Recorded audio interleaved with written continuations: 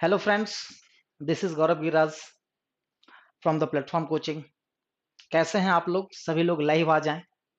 कुछ लोग लाइव जुड़ चुके हैं, बाकी लोग भी लाइव आ जाएं जल्दी से। तो कुछ इन्फॉर्मेशन है आप लोगों के लिए, जैसा कि मैंने बताया था पहले वाले डेमो सेशन में कि आपका जो टेस्ट सीरीज चलेगा, मैंने 3 वेरिएबल के सेट बनाए हैं। पहला वेरिएबल जो मिक्स क्वेश्चंस का होगा, दूसरा वेरिएबल जो हाफ क्वेश्चन मिसलेनियस होंगे और हाफ क्वेश्चंस चैप्टर वाइज होंगे, और तीसरा वेरिएबल क्वेश्चन जो होगा वो होगा कि टोटल का टोटल क्वेश्चन जो होगा 20 आउट ऑफ 20 क्वेश्चंस एक ही चैप्टर से होंगे। और वो आपके लिए बहुत जरूरी है, खास करके जो सैटरडे वाला जो मेरा क्लास लाइव होगा, डेमो जो लाइव होगा आप लोग का, ठीक है, वो बहुत ही ज्यादा इंपॉर्टेंट है आप लोगों के लिए। ठीक है, तो उसको कोई भी बच्चे मिस ना करें। अब रह गई बात, बहुत सारे बच्चे का कमेंट आ रहा है कि सर टाइम टेबल कैसे होगा, कब तक कैसे चलेगा। तो शेड्यूल्ड आपको यहाँ पे दिख भी रहा होगा कि रीजनिंग का टाइमिंग क्या है, यहाँ पे आपको दिख रहा होगा। टीटीएस में मतलब ट्यूसडे, थर्सडे और सैटरडे में आपको टाइमिंग 4:30 बजे से लाइव होगी।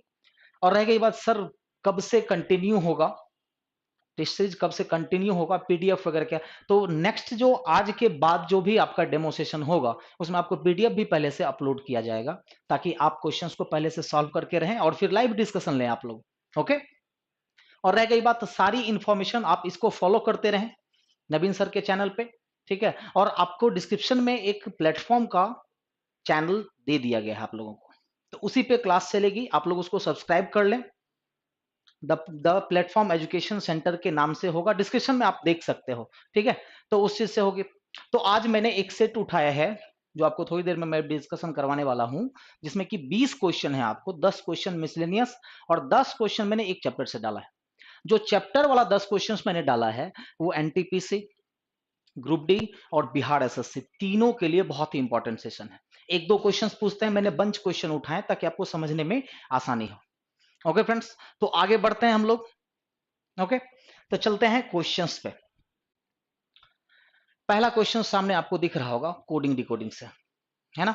मैक्सिमम क्वेश्चंस मैंने प्रीवियस से डाला ताकि आप लोगों को एग्जाम के व्यू का क्वेश्चंस मिले।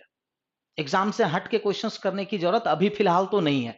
ठीक है, तो सैटरडे वाला याद रखिएगा, सैटरडे का डिस्कशन कोई भी मिस ना करें, आप लोग इसका जवाब भी देते रहें। तो पहला क्वेश्चन यहां पे दिया हुआ है, आप देख सकते हो। तो पहला क्वेश्चन दिया हुआ है कि एक निश्चित कूट भाषा में ब्रैकेट को, चलो मैं लिख लेता हूं।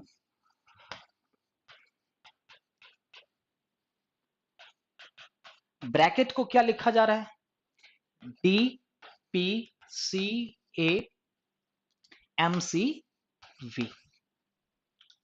ब्रैकेट को अगर डीपीसीए एमसीवी लिखा जाता है, फिर उसके बाद क्या पूछ रहा है, तो उसी कोड भाषा में ब्लॉक को कैसे लिखेंगे। बहुत ही सिंपल क्वेश्चन है, बहुत बच्चे लोग बना रहे हैं। जल्दी से आंसर कीजिए कि क्या किया गया है। और मैंने बताया था कि यह क्वेश्चन कोडिंग डिकोडिंग का हो या फिर अल्फाबेटिकल सीरीज हो, अल्फाबेटिकल एनालॉजी का क्वेश्चन हो, अगर आपके पास, जिसके पास भी प्लेस वैल्यू याद है या फिर अपोजिट वैल्यू याद है, वो बहुत फास्ट बनाएगा। बहुत सारे बच्चे का आंसर आने लग गया है। चलिए देखते हैं किया क्या गया है। बी का प्लेस वैल्यू 2 और डी का प्लेस वैल्यू कितना, 4। तो क्या किया गया है, +2 किया गया। लेकिन दूसरे में देखते हैं तो आर का प्लेस वैल्यू 18 है और पी का प्लेस वैल्यू 16 है, यहां पे प्लस नहीं बल्कि -2 किया गया। तीसरे में आते हैं तो ए का प्लेस वैल्यू 1, सी का प्लेस वैल्यू 3, यहां पे +2 किया गया। थर्ड में आते हैं तो सी का प्लेस वैल्यू 3 और ए का प्लेस वैल्यू 1, तो यहां क्या किया गया है, -2 किया गया। के का प्लेस वैल्यू 11 और एम का प्लेस वैल्यू कितना है, 13, यहां पे +2 किया है। इतने में आपको पकड़ में आ जाता है कि क्या किया जा रहा है। फिर देखिए 5 और 3 तो -2, 20 और 22 तो +2, मतलब कि हम लोगों को मिल गया कि पहले को कैसे चेंज किया है। तो दूसरे में भी हम लोग भी सेम करेंगे। तो क्या सब किया गया है, +2 -2 +2 -2 एंड +2। तो b +2 कितना हो जाएगा, डी हो जाएगा। एल में से 2 माइनस करेंगे तो जे हो जाएगा। ओ में +2 करेंगे तो क्यू हो जाएगा। सी में -2 करेंगे तो ए और के में +2 करेंगे तो एम हो जाएगा। हो जाएगा कि नहीं? तो D J Q A M is your answer. किस ऑप्शन में दिख रहा है, option number D J Q A M, option number D. Clear है सबका? बहुत आसान क्वेश्चन था ये। ओके, नेक्स्ट क्वेश्चन पे आते हैं हम लोग। पहला क्वेश्चन क्लियर है सबका? चलिए फिर हम लोग नेक्स्ट क्वेश्चन पे आते हैं। तो सेकंड क्वेश्चन है आपका लॉजिकल सेक्शन से। कुछ बच्चे इसमें कंफ्यूज होते हैं, थोड़ा सा क्लियर कर लो आप कि जब भी कथन और निष्कर्ष का क्वेश्चन होगा, जब भी कथन और निष्कर्ष का क्वेश्चन होगा, रीजनिंग में ये दो अलग अलग चैप्टर है। कथन निष्कर्ष ही दो पैटर्न के क्वेश्चंस रेलवे में पूछे जाते हैं, एक जो बिल्कुल लॉजिकल होता है और दूसरा जिसको हम लोग सैलोजिज्म के नाम से जानते हैं। तो ये सैलोजिज्म का क्वेश्चन नहीं है, आप देख रहे हैं। सैलोजिज्म का क्वेश्चन उसी को माना जाता है जिसमें कि क्वांटिफायर लगा हो, जैसे कि सभी, कुछ रहता है ना कि सभी आम अमरूद हैं, कुछ केले संतरे हैं, ठीक है, तो वो सैलोजिज्म का क्वेश्चन हो गया। लेकिन ये लॉजिकल का क्वेश्चन है। इसमें आपको दिख रहा होगा कि कथन दिया हुआ है, दो कथन दिए गए हैं। पहला कथन ये रहा और दूसरा कथन ये रहा, और नीचे एक आपको निष्कर्ष दिया गया है ना। मैं आप इसको डील करता हूं। तो पहला कथन कह रहा है ऑक्सीजन एक गैस है। इसको आप सैलोजिज्म के व्यू से बनाएंगे तो बहुत दिक्कत होगी, ठीक है। तो ऑक्सीजन एक गैस है। अब जो भी कथन में कहा गया है उसको आपको 100% सही मानना है। तो कह रहा है कि ऑक्सीजन जो है एक गैस है। फिर दूसरा अलग से स्टेटमेंट दिया हुआ है, कह रहा है कि सिलेंडर में गैस होती है। ध्यान से सुनिएगा, दो स्टेटमेंट है कि ऑक्सीजन एक गैस होता है और दूसरा कह रहा है कि सिलेंडर में गैस होती है। लेकिन इसने ये नहीं कहा कि सिलेंडर में ऑक्सीजन ही होते हैं, दूसरे गैस भी हो सकते हैं। इसका मतलब तो यही हुआ। अब कंक्लूजन जो कह रहा है, कंक्लूजन क्या कह रहा है? 100% सही कह रहा है या प्रोबेबली सही कह रहा है? तो देखते हैं। तो क्वेश्चन कह रहा है कि सिलेंडर कंटेन्स ऑक्सीजन, मतलब कि सिलेंडर में ऑक्सीजन है। अब आप बताइए क्या कंफर्म कह सकते हैं कि सिलेंडर में ऑक्सीजन ही है? क्योंकि ये कह रहा है कि सिलेंडर में गैस होती है। गैस तो सिर्फ ऑक्सीजन नहीं होते, बहुत सारे गैसेस होते हैं। हाँ, तो पॉसिबल है कि सिलेंडर में गैस हो सकते हैं। तो ऑप्शन में से आप क्या कहोगे कि निकाला गया निष्कर्ष संभवतः सत्य है? Option number A. क्योंकि आप कंफर्म नहीं कह सकते हैं, आपको पॉसिबिलिटी लगानी पड़ेगी, क्योंकि गैस सिर्फ ऑक्सीजन ही नहीं होते, बहुत सारे गैस होते हैं। सिलेंडर में ऑक्सीजन भी हो सकता है या नहीं तो दूसरा गैस भी हो सकता है। इस रीजन से आंसर क्या आएगा? यह संभवतः सत्य है। Option number A. Clear? Clear है सबका? जहां से भी जो भी डाउट होगा आप लोग बेफिक्र होकर के पूछिए, कहीं से कोई भी डाउट नहीं होनी है। हर लेवल का मैं क्वेश्चंस लेकर के आऊंगा, टेंशन नहीं लेना है। रीजनिंग में सबसे कम टाइम में 10 से 12 मिनट्स में आपको 25 क्वेश्चंस करने हैं तो करने हैं, वो मैं करवाऊंगा आपको, ठीक है। तो चलते हैं नेक्स्ट क्वेश्चंस पे। थर्ड क्वेश्चन है आपका सीरीज से, अल्फाबेटिकल सीरीज, जिसमें मात्र 4 टर्म दिया गया है। पहला टर्म है ए, दूसरा टर्म मिसिंग है, फिर तीसरा टर्म दिया हुआ है के, और फिर चौथा टर्म दिया हुआ है पी। तो हमको दूसरा टर्म जो है वो फाइंड करना है। तो चलिए देखते हैं, हम लोग फाइंड करते हैं तो क्या कह रहा है। तो क्वेश्चंस कह रहा है कि पहले अब सेकेंड रिलेशन ही ढूंढना है। तो देख रहे हैं सीरीज बढ़ रहा है या सीरीज घट रहा है? तो सीरीज हम देख रहे हैं तो बढ़ रहा है। अगर हम प्लेस वैल्यू लिखते हैं तो यहाँ पे 1 हुआ, 11 हुआ और 16 हुआ। तो सीरीज जो बढ़ रहा है तो इसका मतलब एडिशन हो सकता है, मल्टीप्लीकेशन हो सकता है। तो खैर शुरू का तो टर्म पूछ ही रहा है तो हम क्यों ना लास्ट के टर्म से देखते हैं। तो क्या किया गया है 11 और 16 में? +5। तो हो सकता है कि +3 +4 +5 का सीरीज चल रहा हो, या तीनों +5 का सीरीज चल रहा हो। वो हमको देखना पड़ेगा कि ऑप्शन से क्या होगा। अगर हम लोग भी +5 करते हैं, 1 + 5 6 होगा।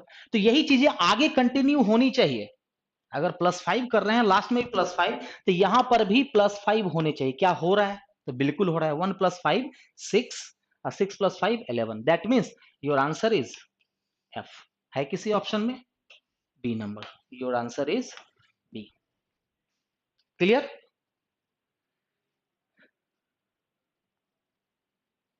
ओके, नेक्स्ट क्वेश्चन पे आते हैं। Question number 4। ये क्वेश्चंस एनटीपीसी में नहीं रहेगा, ग्रुप डी में रह सकता है, ठीक है। बहुत आसान क्वेश्चन होता है। कह रहा है यदि संतरे को मक्खन कहा जाए, मक्खन को साबुन कहा जाए, साबुन को स्याही कहा जाए, स्याही को शहद कहा जाए और शहद को संतरा कहा जाता है, तो कपड़े धोने के लिए निम्न में से किसका उपयोग किया जा सकता है? तो कपड़े धोने के लिए हम लोग इसमें से क्या यूज करते हैं? साबुन का यूज करते हैं। लेकिन यहां पे कोड कर दिया गया है, साबुन अब साबुन नहीं रहा। साबुन को क्या कहा जा रहा है? साबुन को स्याही कहा जा रहा है। तो कपड़े धोने के लिए हम लोग साबुन का यूज करते हैं, लेकिन यहां पे आंसर आप साबुन नहीं कर सकते। साबुन आंसर नहीं कर सकते, क्योंकि उसको कोड कर दिया गया है। कोड का मतलब ही होता है परिवर्तन करना, चेंज करना, ठीक है। तो इसीलिए आंसर क्या चला जाएगा, साबुन को क्या कोड कर दिया गया है, स्याही में कोड कर दिया गया है। तो इसीलिए आंसर क्या चला जाएगा, स्याही, option number C. Okay, clear. चलिए फिर नेक्स्ट क्वेश्चंस पे आते हैं। क्वेश्चंस नंबर 5, ध्यान से देखिएगा क्या कह रहा है। ये सीरीज का नेक्स्ट टर्म, सीरीज दो तरह के पूछे जाते हैं। क्या, एक तो नेक्स्ट टर्म फाइंड करना होता है, एक बीच का टर्म फाइंड करना होता है, और एक कि ग्रुप में से आपको जो रॉन्ग टर्म है उसको ढूंढना होता है। तो यहां पे आपको ढूंढना है कि रॉन्ग टर्म कौन सा है। तो हम देख रहे हैं कि यहां पे पहला टर्म ए जेड है, दूसरा ई वी है, तीसरा आई आर है, चौथा एन ओ है, और पांचवा क्यू जे है। तो जिसको भी यहाँ पे प्लेस वैल्यू या अपोजिट वैल्यू याद है वो तुरंत पकड़ लेगा कि गड़बड़ी कहां पे है। हम जान रहे हैं कि यहाँ पे ये दोनों क्या है, अपोजिट है कि नहीं। यहां पर भी ये दोनों एक दूसरे के क्या है, अपोजिट लेटर्स, है कि नहीं। आई आर भी एक दूसरे का अपोजिट लेटर है, क्यू और जे भी एक दूसरे का अपोजिट लेटर है। लेकिन अगर हम बात करें, एन और क्यू को, तो ये अपोजिट लेटर नहीं हो रहा है। तो रॉन्ग टर्म कौन हो सकता है, एन और ओ। ये उसके लिए है जिसको अपोजिट वैल्यू याद है और वो तुरंत कैच कर लेगा। लेकिन अगर मान लीजिए सर हमको तो अपोजिट वैल्यू याद ही नहीं है, तो कैसे जल्दी कैच करेंगे। तो आपको यहां से देखना पड़ेगा कि ए सीरीज का जो लॉजिक है उससे ए ई आई एन और क्यू पकड़ पकड़ में आ जाएगा कि कहां पे गलती है।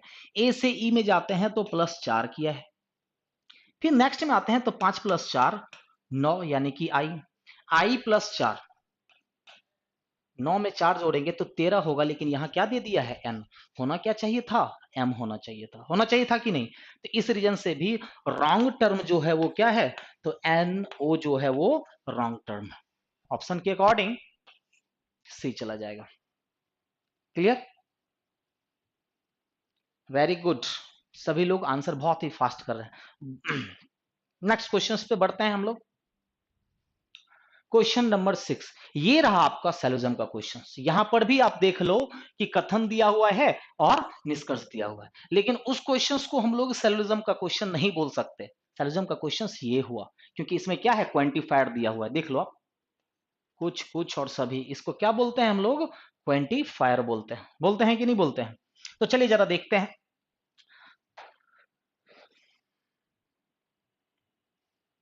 चलिए जरा देखते हैं। तो 3 कथन दिए गए हैं। पहला कथन है कि कुछ सॉकर जो है, मान लो कि ये सॉकर है, कुछ सॉकर, कितना सॉकर, तो कुछ सॉकर क्या है, ये रहा कुछ सॉकर क्या है, ये जूते हैं। दूसरा क्या कह रहा है कि कुछ जूते जो है वो कवर्स हैं, कुछ जूते वो क्या है, कवर्स हैं। ये भी मैंने डायग्राम बना लिया। और तीसरा कह रहा है कि सभी कवर्स, सभी का मतलब पूरा कवर्स लेना है, सभी के सभी कवर्स क्या है, प्लास्टिक है। लेकिन एक चीज ध्यान देने वाली बात है, यहाँ पे कुछ बच्चे गलती करते हैं।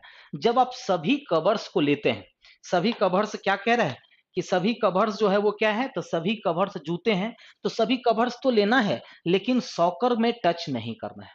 तो डायग्राम हम लोग बना लिए कि सभी सॉकर, ये देख लो आप, सभी सॉकर क्या है, जूते, कुछ जूते क्या है, कवर्स, और सभी कवर्स प्लास्टिक है। ओके, अब हम आते हैं कंक्लूजन पे। तो पहला कंक्लूजन कह रहा है कि क्या कुछ प्लास्टिक जूते हैं, तो हम देखेंगे प्लास्टिक कहाँ है, ये रहा, और जूते कहाँ है, ये रहा। क्या दोनों में रिलेशन है, क्या आपको दिख रहा है कि कुछ प्लास्टिक जूते हैं, तो बिल्कुल दिख रहा है कि ये जो पार्ट है ये प्लास्टिक के साथ साथ जूते भी हैं। आप क्या कहोगे कि सर पहला जो कंक्लूजन है वो बिल्कुल सही कह रहा है। देखते हैं दूसरा क्या कहता है। दूसरा कह रहा है कि कुछ सॉकर प्लास्टिक हैं, तो सॉकर तो ये रहा और प्लास्टिक ये रहा, दोनों में रिलेशन नहीं दिख रहा है। पॉजिटिव रिलेशन दिख रहा है दोनों में, नहीं, दोनों अलग अलग है, मतलब कि दोनों में पॉजिटिव रिलेशन नहीं है। जब दोनों में पॉजिटिव रिलेशन नहीं है सॉकर और प्लास्टिक में, तो हम पॉजिटिव कंक्लूजन को सही नहीं मान सकते। तो दूसरा क्या हो जाएगा, रॉन्ग हो जाएगा। आप क्या कहोगे कि केवल एक सही है, तो केवल एक सही है तो ऑप्शन ढूंढिए। केवल निष्कर्ष एक उपयुक्त है, ऑप्शन नंबर डी हो जाएगा। क्लियर है सबका। ओके, चलिए फिर नेक्स्ट क्वेश्चंस पे बढ़ते हैं।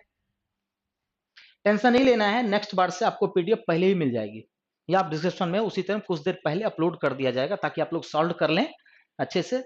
और नेक्स्ट सेशन में ला रहा हूं बिल्कुल एनटीपीसी का सबसे लेटेस्ट क्वेश्चंस पे ध्यान दीजिएगा सैटरडे वाले क्लास में। तो चलिए, ये भी क्वेश्चंस आपका क्या है, सेलुलिज्म से क्वेश्चन है। क्या कह रहा है पहला स्टेटमेंट कि कुछ हैट, मान लो कि ये रहा हैट, अब कुछ जो हैट है वो क्या है, कैप, कुछ हैट कैप है, यही नहीं कह रहा है पहला। दूसरा क्या कह रहा है, सॉरी ये तो कंक्लूजन मैंने लिख लिया जस्ट,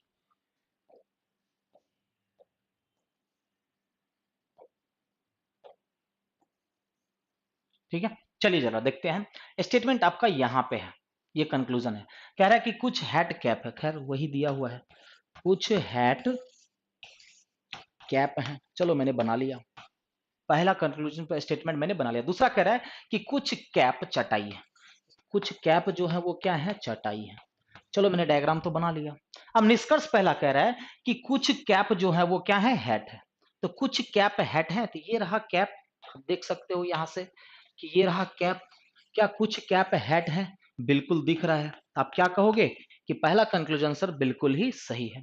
दूसरा क्या कह रहा है वो देखिए कि कुछ चटाई कैप है, फिर जो पहले बताया वही आ गया कि कुछ चटाई, चटाई ये रहा, क्या कह रहा है कि कैप है, तो दोनों में तो रिलेशन बन रहा है ना, कि कुछ चटाई बिल्कुल हम देख पा रहे हैं कि कैप है।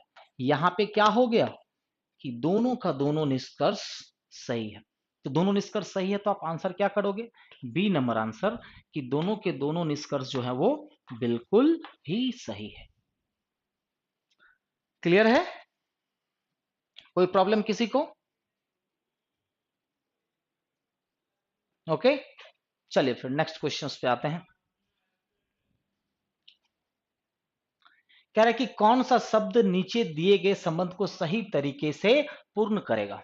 ये आपका, भले ही आपको साइंस का क्वेश्चंस नहीं है, रीजनिंग का ही क्वेश्चंस है, रीजनिंग में साइंस से भी क्वेश्चन पूछ सकता है, ज्योग्राफी से भी पूछ सकता है, इसके लिए तैयार रहना है, ठीक है। तो कह रहा है कि यदि हाइड्रोमीटर का संबंध आर्द्रता से, तो बताइए कि बैरोमीटर का संबंध आखिर किससे होगा, क्या होगा।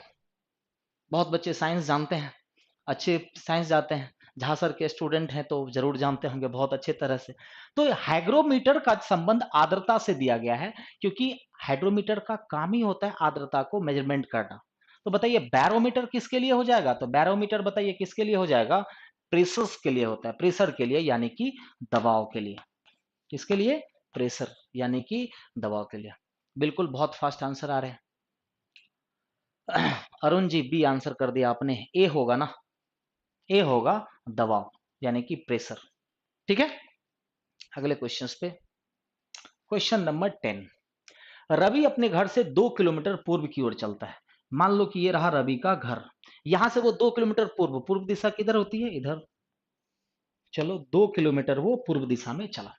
तो रवि अपने घर से 2 किलोमीटर पूर्व की ओर चलता है, फिर बाईं ओर मुड़ने के बाद 0.5 किलोमीटर, मतलब आधा किलोमीटर। अब यहां से जो बाईं ओर मुड़ेगा, तो बाईं का हमेशा क्या होता है, बायां का मतलब होता है साइड में, लिख लो आप लोग, बाएं जब भी टर्न करना है एंटी क्लॉकवाइज टर्न करना है, और जब भी दाएं टर्न करना है तो क्लॉकवाइज टर्न करना है, मतलब घड़ी की दिशा में। तो हमको बाएं टर्न करना है तो घड़ी के विपरीत दिशा में टर्न करेंगे एंटी क्लॉकवाइज, और कितना, मात्र 0.5 किलोमीटर टर्न करता है। तो क्वेश्चंस क्या पूछ रहा है, तो उसके घर से पार्क किस दिशा में है, तो घर तो ये रहा, घर तो ये रहा, घर से बताइए कि पार्क जो है वो किस दिशा में है।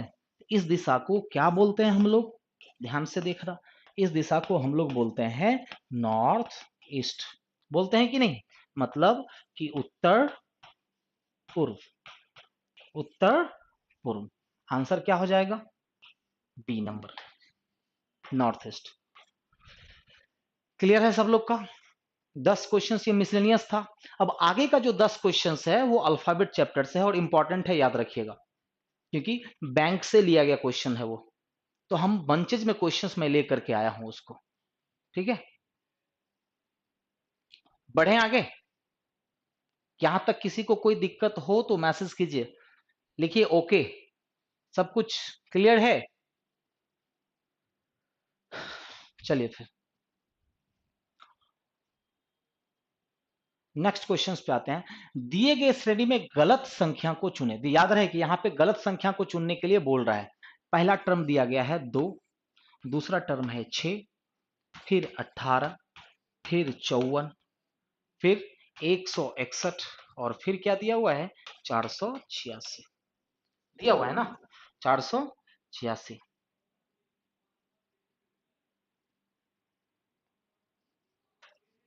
ठीक है 486।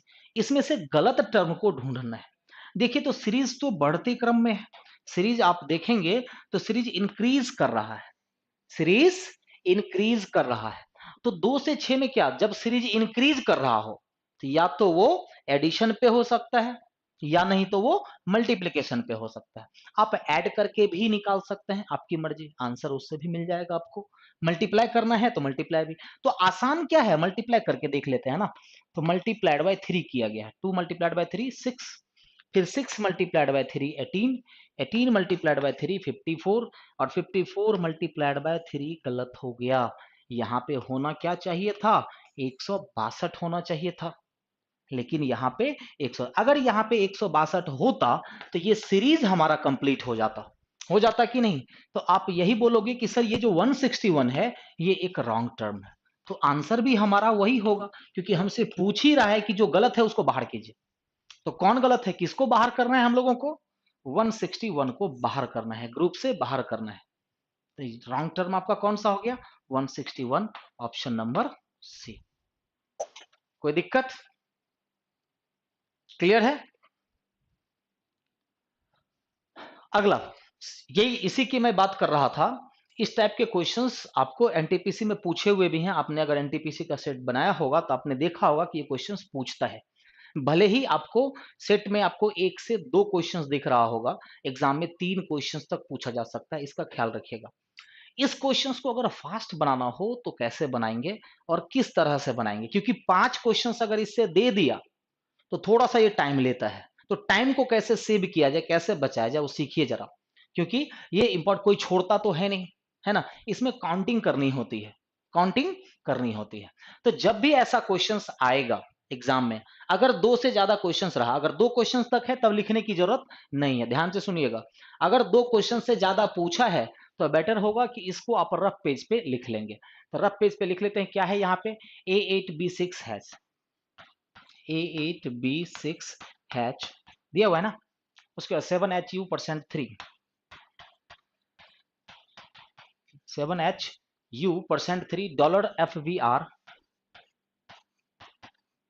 21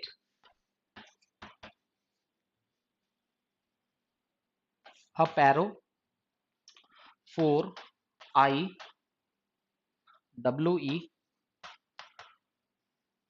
9 copyright L5 दिया हुआ ये सीरीज। तो जब भी ये रहे, ये 20 होता है, 25 होता है, 30 या 31, आप इसको क्या करेंगे ना, इसको आप बंच में बांट लेंगे, 5-5 के बंच में, ठीक है।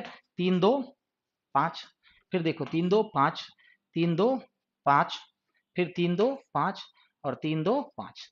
अब देखिए वैसे अगर काउंटिंग करनी होती कि बाएं से 17, अगर काउंटिंग करनी होती बाएं से 17 तो आप 1 2 3 4 17 करते। अब आपको 17 काउंट करने हैं लेफ्ट साइड से, तो क्या करोगे, 5 10 15 16 17, यानी कि एट द रेट। तो थोड़ा सा टाइम बचा ना, लेकिन ये कब करना है, जब 2 क्वेश्चन से ज्यादा पूछा जाए तब, ठीक है, जब वो ज्यादा किया जाए तब। तो चलिए जरा देखते हैं क्वेश्चन, पहला नंबर 11 नंबर को देखते हैं, क्या कह रहा है, निम्नलिखित में से कौन सा तत्व, 11 नंबर की बात करें तो निम्नलिखित में से कौन सा तत्व दाएं सिरे से 15वें तत्व के दाएं सातवां हो। तो आप यहां पे गौर से देखिएगा, दाएं और दाएं, जब दोनों दाएं तरफ से हो तो हम क्या करते हैं, सबट्रैक्शन करते हैं, और अगर एक बाएं होता एक दाएं होता तो क्या करते, ऐड करते। फिर से मैं बोल रहा हूं, जब दोनों सेम डायरेक्शन से हो, दाएं और दाएं, या फिर अगर होता बाएं और बाएं तो हम सबट्रैक्ट कर लेते, और अगर एक दाएं एक बाएं रहता तो हम ऐड कर लेते। तो यहाँ पे दोनों दाएं से दिया हुआ है, तो दाएं से 15वें तत्व के दाएं सातवां कौन सा होगा। तो दोनों जब दाएं दाएं से दिया हुआ है तो हम क्या कर लेंगे, सब्ट्रैक्ट कर लेंगे। तो 15 - 7 कितना हो गया, 8वां तत्व हो गया। किधर से, तो से देखिए किसके साथ लगा हुआ है, तो दाएं सिरे से, तो ये वैल्यू किधर से निकला, दाएं से। अब आप दाएं से 8वां काउंट कर लो कौन सा एलिमेंट है, तो दाएं से 8वां एलिमेंट कौन सा हो जाएगा, यहां तक 6 हुआ, 6 के बाद 7 और 8, यानी कि दाएं से 8वां एलिमेंट कौन सा हो जाएगा, 4। Option A. हो गया कि नहीं हो गया? नेक्स्ट क्वेश्चंस पे चलिए आते हैं। ठीक है, तो नेक्स्ट क्वेश्चंस पे आते हैं। 12 नंबर क्वेश्चन कर रहा है, यदि उपर्युक्त श्रेणी में से सभी किसको हटाना है, सभी प्रतीक निकाल दिए जाएं तो बाएं सिरे से 8वां तत्व निम्नलिखित में से कौन सा होगा। अब इसमें से क्या होगा, कुछ बच्चे ऐसा करेंगे कि सारे को हटा करके फिर लिखेंगे, कोई जरूरत नहीं है उसकी। बाएं से 8वां काउंट करना है, हटाना किसको है, तो प्रतीक, यानी कि जितने भी प्रतीक हैं उसको हटाना है, मतलब हम काउंट ही नहीं करेंगे। अब जो हट जाएगा तो उसको काउंट करने से क्या फायदा, उसको आप हटा दो ना। अब बाएं से 8वां काउंट कर लो, तो बाएं से 8वां क्या हो जाएगा, 1 2 3 4। अब प्रतीक को तो काउंट करना नहीं है, 1 2 3 4 5 6 7, और 8वां टर्म जो होगा वो क्या आ जाएगा, तो 3। 8वां टर्म जो होगा वो क्या हो जाएगा, 3। और अगर सर इसको क्यों छोड़ दिए, क्योंकि वो खुद बोल रहा है कि प्रतीक को हटा दो तब बताओ कि 8वां टर्म कौन होगा, तो हम प्रतीक को काउंट ही नहीं करेंगे। तो बताइए 3 जो है किस ऑप्शन में दिया हुआ है, डी नंबर ऑप्शन में दिया हुआ है, और आपका आंसर भी डी हो जाएगा। ठीक है, क्वेश्चन नंबर 13 पे आते हैं। क्वेश्चन नंबर 13 में कह रहा है कि उपर्युक्त श्रेणी में ऐसे कितने प्रतीक हैं, ये इंपॉर्टेंट क्वेश्चन है। क्या पूछ रहा है 13 में, इसको बनाने का टेक्निक क्या है, ध्यान दीजिएगा। कह रहा है कि उपर्युक्त श्रेणी में ऐसे कितने प्रतीक हैं जिनमें से प्रत्येक के तुरंत बाद, तो प्रतीक को हम लोग बोलते क्या हैं, प्रतीक को हम लोग सिंबल बोलते हैं, शॉर्ट में क्या बोलेंगे, एस। तो वो आपसे पूछा है कि ऐसे कितने सिंबल हैं जिनके ठीक बाद क्या कहता है कि प्रत्येक के तुरंत बाद एक व्यंजन आता हो, व्यंजन का मतलब कॉन्सोनेंट सी लिख लेंगे। तो उपर्युक्त श्रेणी में ऐसे कितने प्रतीक हैं जिनमें से प्रत्येक के तुरंत बाद एक व्यंजन हो तथा तुरंत पहले एक संख्या हो, संख्या का मतलब नंबर। हमको ढूंढना है एक साथ क्या सब कि नंबर सिंबल और कॉन्सोनेंट। अब हमको तीनों एक साथ ढूंढना है, संख्या, प्रतीक और कॉन्सोनेंट। बोल भी तो वही रहा है, तो आप एक ग्रुप बना लोगे तो मिस नहीं होगा। इसमें क्या होता है ना, एक छूट जाता है। अगर आपको 3 मिला तो आपको 3 मिला तो हो सकता है उसमें 2 4 हो, एक छूट गया हो आपसे। अगर आप ये सीरीज बना लेते हैं तो छूटेगा नहीं कभी। तो हमको ऐसे सिंबल ढूंढने हैं जिनके ठीक बाद कॉन्सोनेंट हो और ठीक पहले एक संख्या हो। तो हमको ढूंढने हैं सिंबल है कहां कहां पे, सिंबल यहाँ पे है। तो क्या नंबर, बताइए यहां पर क्या नंबर सिंबल और कॉन्सोनेंट है, नंबर सिंबल तो मिला लेकिन कॉन्सोनेंट तो है नहीं, या किसका मतलब कि हम ये नहीं ले सकते। फिर यहाँ पे है, तो नंबर सिंबल कॉन्सोनेंट तो यहाँ पर भी नहीं है यहाँ पे नंबर सिंबल कॉन्सोनेंट, हम ये भी नहीं ले सकते। फिर देखिए नंबर सिंबल कॉन्सोनेंट एक मिला, यहाँ पे मिला कि नहीं, नंबर सिंबल और कॉन्सोनेंट। फिर देखो सिंबल कहां पे है, तो नंबर सिंबल कॉन्सोनेंट क्या ये ले सकते हो आप, नंबर सिंबल तो है लेकिन कॉन्सोनेंट नहीं है, मतलब हम नहीं ले सकते। फिर यहाँ पे सिंबल है लेकिन उससे पहले नंबर नहीं है। फिर यहाँ पे सिंबल है, ये एक और मिल गया कि सिंबल से पहले नंबर और सिंबल के बाद कॉन्सोनेंट। तो कितने पेयर मिले, 2 पेयर मिले। कितने पेयर, 2 पेयर। देखते के साथ आंसर। इससे क्या होता है कि अगर इस व्यू से देखोगे तो ना तो कोई छूटेगा और ना ही कोई एक्स्ट्रा काउंट होगा। कभी कभी एक्स्ट्रा भी हम लोग काउंट कर लेते हैं क्योंकि हमको बस शुरू का 2 चीज ध्यान में रहता है, अच्छा सिंबल मिला उससे पहले नंबर। तो ये सारी चीजों पे ध्यान रखना है। गुड इवनिंग सबको। चलिए फिर आगे बढ़ते हैं 14 नंबर क्वेश्चन पे। 14 नंबर क्वेश्चन में क्या कह रहा है, उपर्युक्त श्रेणी में ऐसे कितने अंक हैं, अंक बोल दिया, कितने अंक हैं का मतलब क्या, नंबर की डिजिट की बात कर रहा है, नंबर लिख सकते हैं हम लोग। तो उपयुक्त श्रेणी में ऐसे कितने अंक हैं, इसमें आंसर क्या चला गया था, सी नंबर। तो उपयुक्त श्रेणी में ऐसे कितने अंक हैं जिनमें से प्रत्येक के तुरंत बाद एक स्वर हो, स्वर को हम लोग वॉवेल बोलते हैं, ध्यान में रखिएगा, के बाद एक स्वर हो परंतु तुरंत पहले कोई अंक ना हो, मतलब कि कोई अंक ना हो, ध्यान रखिएगा। तो हमको सिर्फ ढूंढने क्या है, हमको ढूंढना है अंक और वॉवेल, लेकिन उसके पहले क्या नहीं होना चाहिए, तो नंबर नहीं होना चाहिए। अब हमको नंबर और वॉवेल पे ध्यान देना है, तो हम वॉवेल को डायरेक्ट देखेंगे कि वॉवेल तो यहाँ है लेकिन उससे पहले नंबर तो है नहीं, वॉवेल और कहाँ है वो देखिए। अब नंबर के बाद वॉवेल होना चाहिए, नहीं है, फिर वॉवेल कहाँ है वो देखिए, वॉवेल कहाँ पे है, इधर तो वॉवेल है ही नहीं, यहाँ पे है। नंबर के बाद वॉवेल मिल गया, उससे पहले क्या नहीं होना चाहिए, नंबर नहीं होना चाहिए, नहीं है। फिर उसके बाद देखिए कि नंबर के बाद वॉवेल नहीं है और कहीं है ही नहीं, तो आप क्या बोलोगे कि सर सिर्फ एक ही है। कितने? सिर्फ और सिर्फ एक ही है। ओके, क्लियर है यहां तक? यहां तक कोई दिक्कत? तो आंसर क्या चला जाएगा? B number. Last 15 number question पे आते हैं, ठीक है, 15 नंबर क्वेश्चन पे। तो 15 नंबर में क्या करें? निम्नलिखित 5 में से कोई 4 उपयुक्त श्रेणी में अपने क्रमानुसार समान है। जैसे कि आपको एक ग्रुप दिया गया है B7H, फिर दिया हुआ है 1,4 अप एरो, तीसरा दिया हुआ है F2R, फिर दिया हुआ है 9,5L और W कॉपीराइट E। इन 5 में से 4 इस अरेंजमेंट के अकॉर्डिंग समान है और कोई एक जो है वो इस ग्रुप का नहीं है। कोई एक इस ग्रुप का नहीं है, तो वो कौन सा है? तो B7 और H को देखते हैं, तो है कहां पे? तो B यहां पे देखिए, B7 और H। तो B7 और H, B और 7 के बीच में कितना गैप है? 2। और फिर 7H में क्या है? 0 का गैप है ना? साइड में लिख लिए ताकि ध्यान में रहे। फिर 1,4 और अप एरो, तो 1,4 और अप एरो, मतलब 1 और 4 में 2 का गैप यहां पर भी दिख रहा है और 4 और इसमें 0 का गैप। मतलब हम क्या बोलेंगे कि ये दोनों जो है सो वो इक्वली चल रहा है। ये दोनों इक्वली चल रहा है। चल रहा है कि नहीं चल रहा है बताइए? ये दोनों इक्वली चल रहा है। फिर F2R को देखते हैं, तो F2 और R ये भी बिल्कुल सेम है। F और 2 के बीच में 2 0 का गैप। 9,5L, 9,5 और L ये भी सेम चल रहा है, 2 और 0 का। अब W कॉपीराइट E को अगर देखते हैं, तो यहां पे आपको मिसमैच लग रहा होगा, W कॉपीराइट और E। यहां पे 2 का गैप तो है, लेकिन यहां पे क्या हो गया? 1 का गैप। मतलब कि ग्रुप में से डिफरेंट कौन सा है? तो W कॉपीराइट और E। W कॉपीराइट E आपका डिफरेंट है, तो ऑप्शन नंबर E। क्लियर? समझ गए?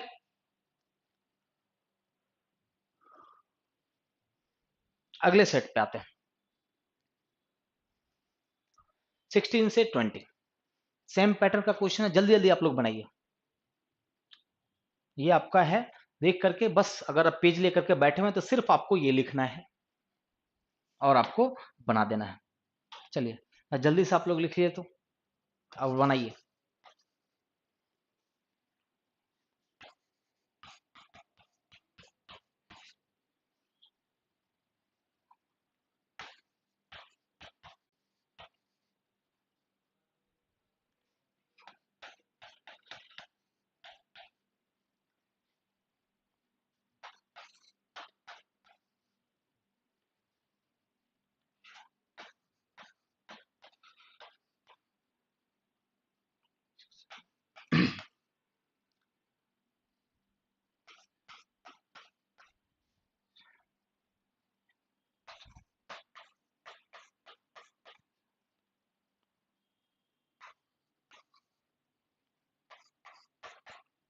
बना रहे हैं सब लोग? बड़ा कर दूं? ओके ठीक है।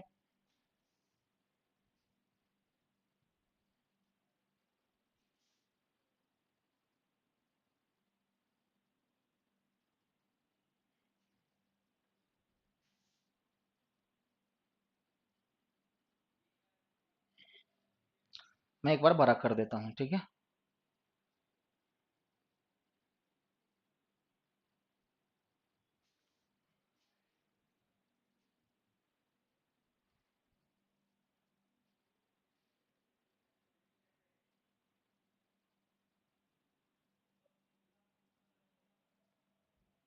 बड़ा भी नहीं हो पा रहा है, इसी में ट्राई कीजिए।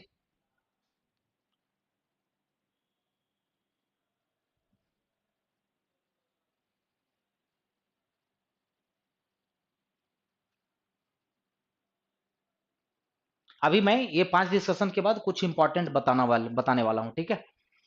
आप लोग कहीं जाइएगा नहीं। तो चलिए 16 नंबर क्वेश्चंस में क्या कह रहा है, ध्यान से देखिएगा। क्वेश्चन नंबर 16, 16 नंबर में क्या कह रहा है? 16 में कह रहा है, यदि उपयुक्त व्यवस्था में से सभी प्रतीक हटा दिए जाएं तो लिखित में से दाएं छोर से 12वां कौन सा होगा? मैंने सिखाया था कि जब कोई चीज हटा दिया जाए तो उसको माइंड से निकाल दो, और दाएं से 12वां कह रहा है काउंट कर लो। मैंने बोला था 5-5 के ग्रुप में बांट लो इसको, तो 3 2 5, 3 2 5, 3 2 5, 3 2 5, 3 2 5, 3 2 5। ठीक है, अब आपको क्या हटाने को कह रहा है? प्रतीक को काउंट नहीं करना है, तो 12वां काउंट करना है। ठीक है, आराम से काउंट कर लो, 1 2 3 4 5 6 7 8 9 10 11 12, यानी कि 3। दाएं से 12 कौन सा हो जाएगा? 3 हो जाएगा। ऑप्शन के अकॉर्डिंग बी। या एक और टेक्निक है, सीख लो आप। जैसे कि 12वां दाएं से 12वां काउंट कर रहा है, तो 3 यहां पे कितना हो गया? यहां तक कितना हो गया? 6, क्योंकि 6 है ना, एक यहां पे और 5 ये, 6 और 6 12। 12वां यू है। लेकिन अब देखें कि यहां तक में कितने सिंबल्स आ रहे हैं आपको? तो 1 2 और 3 सिंबल आ रहे हैं। तो 3 और आप बढ़ोगे कि नहीं बढ़ोगे? ऐसे भी एक टेक्निक है। 12वां पहले काउंट कर लिए, तो 12वां कौन सा है? यू। अब यू से यहां तक में कितने सिंबल आ रहे हैं? 1 2 और 3 सिंबल आ रहे हैं, तो 3 हम और आगे बढ़ गए, क्योंकि उसको तो हटा देना है। तो 3 ऐसे भी आप बना सकते हो। क्लियर? वो आपकी मर्जी है। ओके, नेक्स्ट 17 नंबर क्वेश्चन क्या कह रहा है? उपर्युक्त व्यवस्था में बाएं छोर से, उपर्युक्त व्यवस्था में बाएं छोर से 18वें के बाएं को 5वां निम्नलिखित में से कौन सा होगा? अब बताइए, दोनों बाएं से है, बाएं और बाएं। आपको क्या करना है? घटा लेना है। 18 माइनस 6 कितना हो गया? 12। यही कह रहा है कि बाएं से 18वें के 5वां कह रहा है, सॉरी। कितना हो गया? 13। किधर से? बाएं से। क्यों? अब ये वैल्यू बाएं से निकला क्योंकि आप देख सकते हो यहाँ पे क्या कह रहा है? से किसके साथ लगा हुआ है? बाएं से। अब बाएं से 13वां अक्षर कौन सा हो जाएगा? तो 5 तो यहां तक हो गया, 5 5 10 और 3 13, यानी कि पी। ऑप्शन के अकॉर्डिंग इनमें से कोई नहीं। जब ऑप्शन में ना दिखे तो क्या हो जाएगा? इनमें से कोई भी नहीं। ठीक है, 18 नंबर की बात करें। 18 नंबर क्वेश्चन में क्या कह रहा है? उपर्युक्त व्यवस्था में ऐसे कितने स्वर हैं? स्वर का मतलब तुरंत हम लिख लेंगे वॉवेल। ऐसे कितने स्वर हैं जिनमें से प्रत्येक के एकदम पहले एक संख्या हो, मतलब ठीक पहले एक नंबर हो, और एकदम बाद में एक व्यंजन हो, यानी कि कॉन्सोनेंट। हमको ढूंढना क्या है? Number, vowel, consonant. तो वॉवेल तो कम होता है, आपको पता है, तो हम अटैक किस पे करेंगे? वॉवेल पे अटैक करेंगे। एक एक करके नहीं ढूंढेंगे, हम डायरेक्ट वॉवेल पे अटैक करेंगे कि वॉवेल से पहले नंबर और कॉन्सोनेंट है कि नहीं। अगर है तो हमको वो ग्रुप मिल गया। बस यही चीजों को करना है। तो चलिए जरा देखते हैं वॉवेल कहां पे है। ये तो उससे पहले नंबर है। वॉवेल एक आपको यहां पे दिख रहा है, लेकिन इस वॉवेल को नहीं ले सकते। क्यों नहीं ले सकते? क्योंकि वॉवेल से पहले हमको नंबर चाहिए। अब आगे देखिए वॉवेल कहां पे है। वॉवेल कहां पे? आई। अब वॉवेल से पहले यहां पे बताइए, वॉवेल से पहले नंबर है? नहीं है, मतलब आई को भी हम लोग नहीं ले सकते। फिर एक यू मिला, क्या इस वॉवेल को भी हम लोग ले सकते हैं? आप ध्यान से देखो तो नहीं ले सकते, क्योंकि उससे पहले हमको नंबर चाहिए। फिर और भी कहीं वॉवेल है, तो वॉवेल एक ए है, क्या उससे पहले बताइए कि नंबर है? नहीं है। फिर से एक बार पढ़ लेता हूं। उपयुक्त व्यवस्था में ऐसे कितने स्वर हैं जिनके प्रत्येक, जी क्या कह रहा है? जिनमें से प्रत्येक के एकदम पहले एक संख्या और एकदम बाद में एक व्यंजन हो। ऐसा मुझे एक भी स्वर नहीं मिला, तो आंसर क्या कहेंगे? कोई नहीं। एक भी नहीं मिला मतलब कि जीरो। तो आंसर क्या करेंगे? ए, कि कोई भी नहीं मिला, कोई भी नहीं मिला। फिर 19 नंबर में कह रहा है, ध्यान से देखिएगा 19 नंबर में, कि उपर्युक्त व्यवस्था में ऐसे कितने व्यंजन हैं। उपर्युक्त व्यवस्था में, अभी ये क्वेश्चंस खत्म करने के बाद कुछ इंपॉर्टेंट बताने वाला हूं। जो भी लोग हैं आ जाइए, लाइव आ जाइए। ठीक है, तो क्या कह रहा है 19 नंबर में, कि उपर्युक्त व्यवस्था में ऐसे कितने व्यंजन हैं जिनमें से प्रत्येक के, व्यंजन है मतलब क्या? कॉन्सोनेंट पूछ रहा है कि ऐसे कितने कॉन्सोनेंट है। उपर्युक्त व्यवस्था में ऐसे कितने व्यंजन है जिनमें से प्रत्येक के एकदम पहले एक संख्या हो, प्रत्येक के एकदम पहले एक संख्या और एकदम बाद में एक अक्षर हो। अक्षर का मतलब लेटर, कोई भी, चाहे वॉवेल हो या कॉन्सोनेंट ले सकते हैं। अब यहां पे सर किसको अटैक करेंगे? तो एक साथ ढूंढेंगे कि नंबर और कॉन्सोनेंट है कि नहीं है। नंबर पे हम लोग अटैक करेंगे। तो नंबर 2 है, अब नंबर के बाद कॉन्सोनेंट है और उसके बाद एक लेटर है, ले सकते हैं क्योंकि ई एक वॉवेल है, तो लेटर तो कहेगा ना। तो number consonant, number consonant letter. फिर देखिए नंबर कहां पे है? नंबर, नंबर के बाद क्या कॉन्सोनेंट है? नहीं है, नहीं ले सकते। नंबर के बाद बताइए कॉन्सोनेंट है? नहीं ले सकते। नंबर के बाद कॉन्सोनेंट है नहीं, हाँ लेकिन एक ये ले सकते हैं, देख लीजिए नंबर, कॉन्सोनेंट और लेटर। फिर देखिए नंबर, कॉन्सोनेंट और लेटर, और भी कहीं पे है नहीं है। तो कितने मिले हम लोगों को, 1 2 और 3, कितने मिले, 3 मिले। ऑप्शन के अकॉर्डिंग डी नंबर ऑप्शन। चलिए फिर लास्ट क्वेश्चंस पे आते हैं हम लोग। लास्ट क्वेश्चन, क्वेश्चन नंबर 20, क्या कह रहा है, उपर्युक्त व्यवस्था के दाएं छोर से 20वें के दाएं को 9वां लिखित में से कौन सा होगा। अब दाएं से 20वें के दाएं को 9वां, तो सिंपल सी बात है माइनस होगा, जब दोनों एक तरफ से दे दे तो क्या करते हैं हम लोग, माइनस करते हैं। तो कितना हो जाएगा 11th, लेकिन किधर से, तो से किसके साथ लगा हुआ है, दाएं से, तो ये वैल्यू किधर से निकला, दाएं से। अब दाएं से 11th काउंट कर लो आप, 3 3 6 3 9 और 11th यानी कि 1, ऑप्शन सी। क्लियर है, ये बिल्कुल सही आंसर। ये आपका 20 क्वेश्चंस का एक सेट रहा रहा ना। अब मैं आपको कुछ, मैंने बताया था कि मैं कुछ इंपॉर्टेंट बताने वाला हूं, तो चलिए इंपॉर्टेंट पे हम लोग आते हैं। आज कुछ इंपॉर्टेंट सीखा जाए, है ना।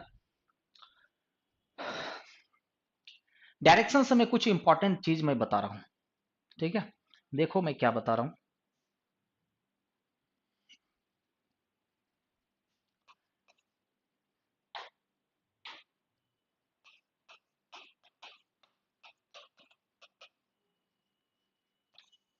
बहुत आजकल पूछ रहा है, ध्यान से देखिएगा सब लोग, बहुत आजकल पूछ रहा है, इसलिए मैं एक टॉपिक को डील कर रहा हूं। जैसे से समय बचेगा, समय मिलेगा, हम आपको कुछ ना कुछ जरूर करवाते रहेंगे। डायरेक्शन में एक क्वेश्चन आता है वॉकिंग का। अब वॉकिंग में दो पैटर्न का क्वेश्चन आता है, एक जिसमें कि सिर्फ आपसे डायरेक्शन पूछा जाता है, और एक जिसमें आपको डिस्टेंस पूछा जाता है। तो दो तरह के क्वेश्चन पूछा जाता है। जब भी किसी क्वेश्चन में डायरेक्शन पूछा जाता है, लेकिन क्वेश्चन में ना क्या डाल देता है, डिस्टेंस डाल देता है, तो उसमें डिस्टेंस की कोई मतलब नहीं होती है। उस टाइप के क्वेश्चंस को डील कैसे करना है, तो सबसे पहले तो आपको टर्न समझना पड़ेगा। टर्न का मतलब समझते होंगे आप लोग, घूमना। टर्न, हम लोग टर्न जब भी करते हैं, हम लोग टर्न जब भी करते हैं, या तो बाएं टर्न करते हैं या फिर हम लोग दाएं टर्न करते हैं कि नहीं। बाएं को हम लोग क्या बोलते हैं, लेफ्ट, और दाएं को हम लोग क्या बोलते हैं, राइट। और हमेशा जो टर्न होता है वो 90 डिग्री पे होता है, ये भी आपको पता है। टर्न हमेशा कितना होता है, 90 डिग्री पे होता है। अब मान लो कि मैं आपकी तरफ फेस करके खड़ा हूं, अब मैं यहां से राइट टर्न करता हूं, राइट टर्न, तो हमेशा क्या करेंगे, जैसे यहां पे फेस है तो 90 डिग्री राइट, मतलब कि एकदम 90 डिग्री पे हम लोग मूव करके इधर हो जाएंगे।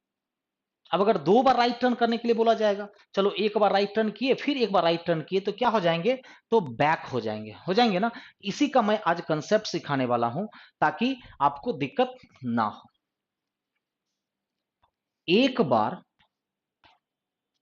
राइट टर्न करना हो या लेफ्ट टर्न करना हो, मतलब कितना हुआ, 90 डिग्री।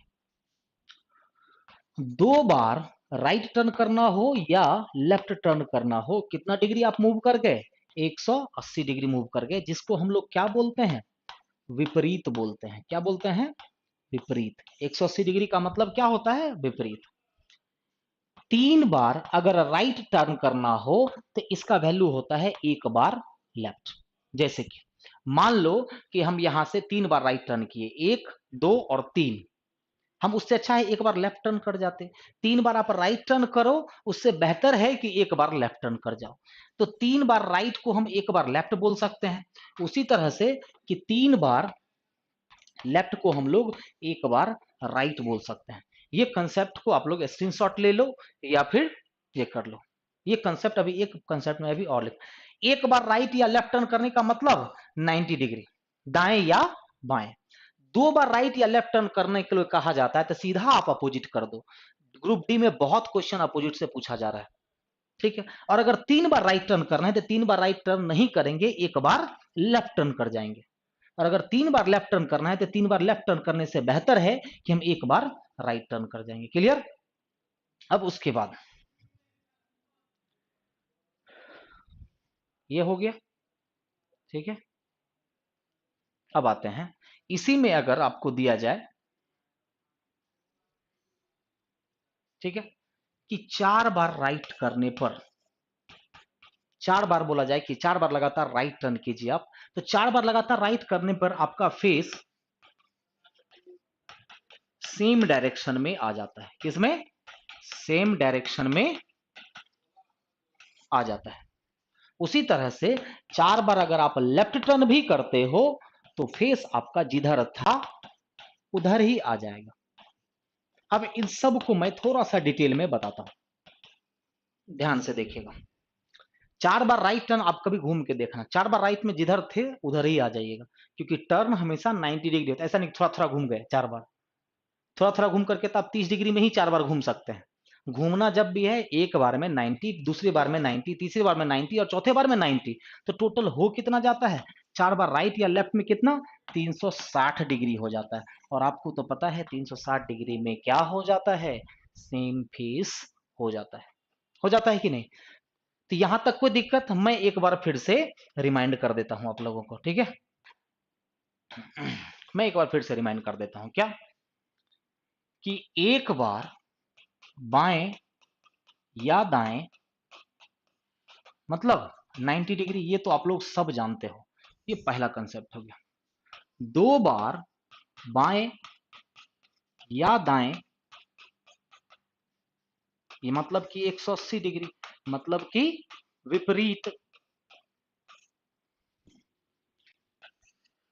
3 बार बाएं या दाएं, मतलब किस क्या बोलते हैं? 270 डिग्री बोलते हैं, या फिर अपोजिट कर दें तो 90 डिग्री बोलते हैं। मतलब कि 3 बार बाएं अगर आप घूमते हैं,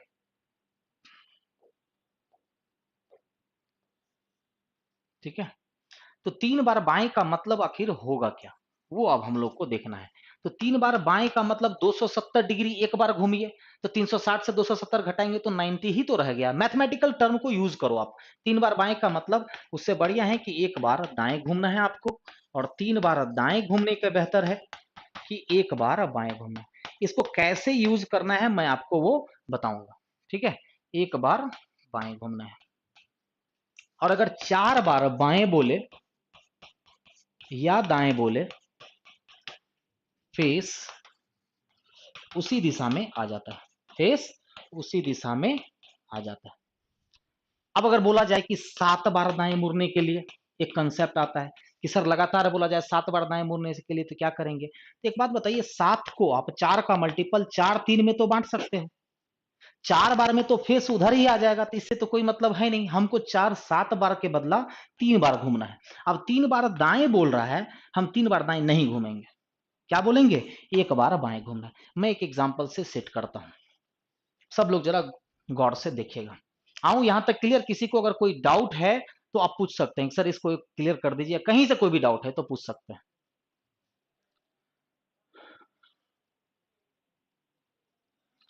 जो भी डाउट है हम सब वो क्लियर करवाएंगे, ओके, ठीक है। तो चलिए जरा क्वेश्चंस पे, मान लो कि सिंपल क्वेश्चन से उठाते हैं। पहला क्वेश्चंस, क्वेश्चंस कह रहा है कि रोहन है जो मुख किया हुआ है दक्षिण दिशा में।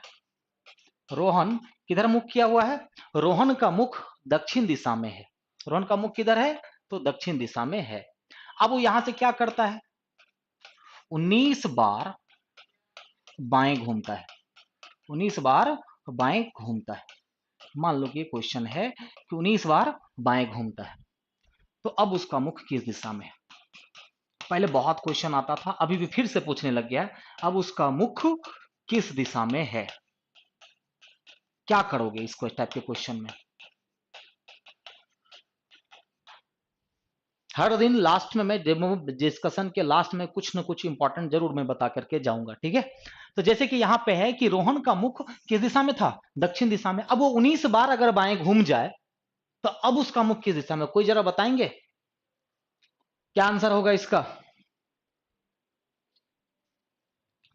कोई बताइए क्या आंसर होगा अगर 19 बार बाएं घूमा जाए तो? बहुत सिंपल है, थोड़ा सा बस दिमाग लगाना है जितना मैंने बताया है और आंसर तुरंत मिल जाएगा आपको, बहुत ही फास्ट आंसर मिल जाएगा। कितनी बार बोल रहा है? 19 बार बाएं बोल रहा है। पहले तो 4 का मल्टीपल आप हटा दो, रिमाइंडर कितना बचेगा? 16 3 में। इस 16 से तो मतलब ही नहीं है। क्यों? यहां पे कुछ बच्चों को कंफ्यूजन हो रही होगी कि सर 16 क्यों काट दिए, तभी 4 क्यों काट दिए? क्योंकि 4 बार में फेस तो उधर ही आ जाता है ना, तो हम 4 4 करके हटा दिए। रिमाइंडर कितना बचा? 3 बार। किधर घूमना है? 3 बार बाएं घूमना है। अब बताओ 3 बार बाएं घूमोगे या 1 बार दाएं घूमोगे? तो 1 बार दाएं घूमेंगे। 3 बार बाएं क्यों घूमेंगे? क्योंकि अभी मैंने बताया है कि 3 बार बाएं घूमिए या 1 बार दाएं घूमिए, बात तो वही है, बात तो वहीं पे आ जानी है। अब बताओ कि अगर कोई व्यक्ति अगर दक्षिण में मुख किया हुआ है, अब वो दाएं घूमे, तो दक्षिण में दाएं हमेशा उल्टा होता है। दक्षिण में दाएं का मतलब दाएं नहीं घूमना है, दक्षिण में दाएं का मतलब उल्टा होता है। फेस किधर हो जाएगा? पश्चिम। कुछ बच्चे गलती किए हैं, पता नहीं क्यों। रंजन जी, सचिन, गोविंद, सब लोग का सही आंसर है। अनूप कुमार झा, अनूप जी आप लेफ्ट आंसर करते हैं। मैंने पूछा क्या है आपसे? दिशा ना पूछा है, तो दिशा का मतलब लेफ्ट नहीं होता है, आपको दिशा बताना है, ठीक है। बाकी बहुत लोगों ने सही सही आंसर किया है। क्लियर? नेक्स्ट एक और क्वेश्चंस पे आता हूं, एक और क्वेश्चंस पे आते हैं। चलिए हटा दूं इसको, चलो मैं इसको हटा दिया। अगला क्वेश्चन है, ध्यान से देखिएगा। अगला क्वेश्चन जो मैं दे रहा हूं, एकदम रेडी रहिए, तुरंत आंसर करने के लिए रेडी रहना है आपको, ठीक है। शशि का मुख पश्चिम दिशा में है। शशि का मुख जो है वो पश्चिम दिशा में है। वो क्या करता है? 22 बार दाएं, फिर 15 बार बाएं। क्या करता है? 22 बार दाएं, फिर 15 बार बाएं, फिर 13 बार दाएं। थोड़ा सा लेवल में बढ़ा रहा हूं, और अंत में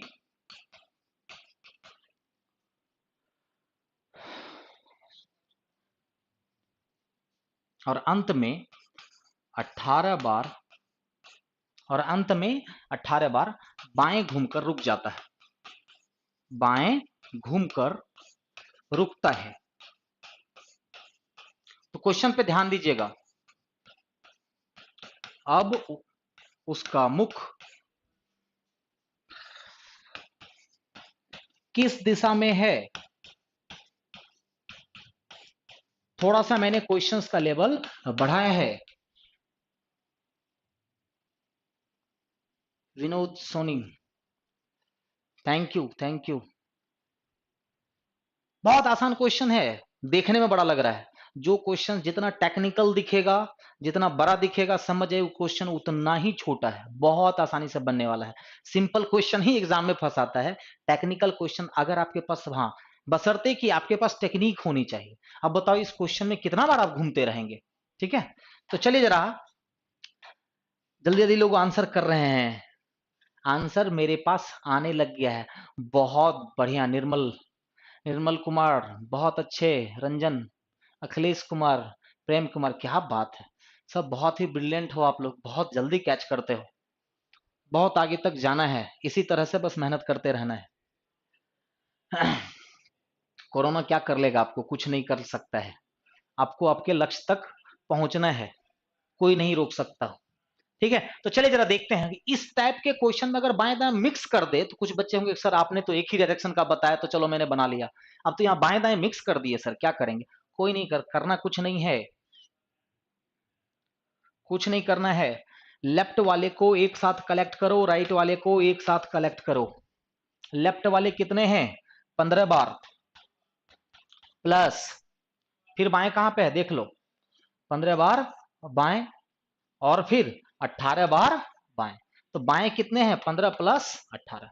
दाएं वाले को कलेक्ट करो, दाएं दाएं दाएं वाले कितने हैं? 22 प्लस 13, ये कितना निकल करके आया? 33। और ये कितना निकल करके आया? 35। एक बात बताओ, एक बार अगर मैं दाएं घूमता हूं और एक बार फिर मैं बाएं घूमता हूं, फेस तो उधर ही आ गया ना। मतलब कि 1 right plus 1 left is equal to 0। 0 का मतलब उसी दिशा में फेस, उसी दिशा में मुख। होगा कि नहीं होगा? आप अगर एक बार बाएं घूमते हो और फिर एक बार दाएं घूमते हो, मतलब कि आपका फेस उसी डायरेक्शन में, उसी डायरेक्शन में है कि नहीं है? तो आपको क्या करना है, अब 33 बार बाएं घूमेंगे और यहां से 33 बार दाएं घूमेंगे, तो ये दोनों तो कट जाएगा, बचा क्या? 2 राइट। क्या बचा फाइनली? जितना भी लेफ्ट होगा, फिर से समझिए, जितना भी लेफ्ट होगा उसको कलेक्ट कर लिए। कितना कलेक्ट हुआ? 33। और राइट कितना हुआ? 35। दोनों का डिफरेंस क्या आया? 2। अब बताइए बड़ा कौन है, राइट या लेफ्ट? तो बड़ा जो है वो आपका 35 है, तो 2 राइट। 2 राइट का मतलब आपको पता है, 2 राइट का मतलब क्या होता है? विपरीत होता है। तो पश्चिम में फेस था, विपरीत कर लिया, तो फेस क्या हो गया? पूर्व डायरेक्शन में फेस हो गया। बहुत लोगों ने सही सही आंसर किया है इस बार, वेरी गुड, बहुत अच्छे। क्लियर है? तो करना क्या है आपको एग्जाम में, क्योंकि ग्रुप डी 2-3 बार ट्राई मार दिया है, ग्रुप डी में 2-3 बार इस टाइप का क्वेश्चन आ जाए, आपको एकदम फटाक से क्वेश्चन बनाना है। बनाने का क्वेश्चन देखिए, रीजनिंग क्या है कि बहुत बड़ा चीज नहीं है, मैथ बड़ा चीज नहीं है, आप लोग से बड़ा कोई भी नहीं है, ठीक है। लेकिन प्रॉब्लम क्या होती है कि टेक्निक किसी के पास थोड़ा सा बेसिक होता है, किसी के पास स्पेशल टेक्निक होती है, वही स्पेशलिटी की आपको जरूरत है। उसके लिए मैं यहां खड़ा हूं, आपको टेंशन लेने की जरूरत नहीं है। जितना ज्यादा से ज्यादा हो सके स्पेशल चीजें मैं आप तक पहुंचाऊंगा, ठीक है। हर दिन में कुछ ना कुछ लास्ट में आपको जरूर कुछ ना कुछ मैं करवाऊंगा। तो इस टाइप के क्वेश्चन, ऐसा कोई भी क्वेश्चन हो, ध्यान दीजिएगा, किलोमीटर दे दिया, वॉकिंग 3 से 4 बार बाएं दाएं घुमा रहा हो, लेकिन लास्ट में पूछ दिए कि आपका फेस किस दिशा में, अब उसका मुख किस दिशा में है, तो उसको ड्रॉ करने की जरूरत नहीं है, बस बाएं दाएं काटते जाओ और बनाते जाओ। बाएं दाएं काटते जाना है और फिर बनाते जाना है, आगे कुछ करने की जरूरत ही नहीं है आपको, ठीक है। मे बी आज का क्लास आपको अच्छा लगा। हाँ, याद रखिएगा कि नेक्स्ट क्लास जो होगा, सबसे रेलवे का सबसे लेटेस्ट क्वेश्चन जिसमें बहुत सारे बच्चे फंसते हैं, देखते होंगे, वेन डायग्राम वाला, वेन डायग्राम वाला क्वेश्चन अगले में मैं क्या डालने वाला हूं जरा मैं बता दे रहा हूं। वेन डायग्राम वाला क्वेश्चन बहुत बच्चे को फंसाता है, एनटीपीसी में काफी ज्यादा पूछा है। ग्रुप डी वाले भी रेडी रहिए इस क्वेश्चन के लिए, बिहार एसएससी वाले भी रेडी रहिए इस क्वेश्चन के लिए, और एसएससी वाले भी इस क्वेश्चन के लिए रेडी रखिए। इस बार जो एग्जाम होगा, जो सैटरडे को मैं करवाने वाला हूं, एक क्वेश्चन देखते होंगे आप कि किसी कक्षा में टोटल 250 छात्र हैं, उसमें 3 कैटेगरी के छात्र हैं, एक जो सिर्फ मैथ पढ़ता है, एक जो सिर्फ केमिस्ट्री पढ़ता है, और एक जो सिर्फ रीजनिंग पढ़ता है। कुछ बच्चे उसमें मैथ और रीजनिंग पढ़ते हैं, कुछ बच्चे उसमें से रीजनिंग और साइंस पढ़ते हैं, इस तरह का क्वेश्चन, और कुछ बच्चे तीनों पढ़ते हैं। ये जो घुमाने वाला क्वेश्चन होता है ना, उसी पे मैं बेस्ड सारा को सेट में अगले सेट को लेकर के आ रहा हूं। तो अगले सेट में सब लोग रेडी रहना है, और उस टाइप का लेवल तक का क्वेश्चन जितना भी एग्जाम में पूछा जा सकता है, जिस लेवल तक का, उस लेवल तक हम लोग आगे देंगे, ठीक है। क्लियर है सबका? चलिए फिर मिलते हैं नेक्स्ट डेमोस्ट्रेशन में। जितना ज्यादा से ज्यादा हो सके आप लोग लाइव रहा कीजिए, लाइव में पढ़ने का मजा ही कुछ अलग है। रिकॉर्डेड वीडियो से बेहतर है कि लाइव रहा कीजिए, थोड़ा सा टाइम निकालिए अपने लिए। मैं आपके लिए निकाल रहा हूं, तो आपको भी अपने लिए टाइम थोड़ा सा निकालना पड़ेगा। तो नेक्स्ट सेशन में मेरा वही सेट रहेगा, प्रॉमिस है मेरा, और वो चीज आपको डालूंगा मैं, ठीक है। पूरा एक ही चैप्टर से टेस्ट रहेगा, सबके लिए बेनिफिशियल रहेगा। ओके, चलिए फिर बाय।